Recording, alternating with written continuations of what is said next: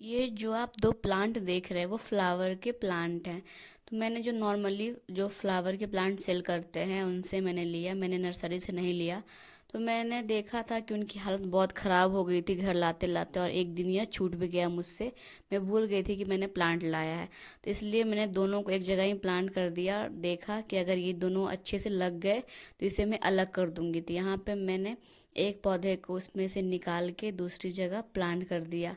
तो अब मैंने यहाँ पे गलती की है कि इसकी मिट्टी के साथ इसे नहीं कबाड़ा भी है। प्लांट ग्रो करने में फिर से 10 से 15 दिन लेगा। अगर मैं मिट्टी के साथ कबाड़ती तो शायद जल्दी ग्रो करता।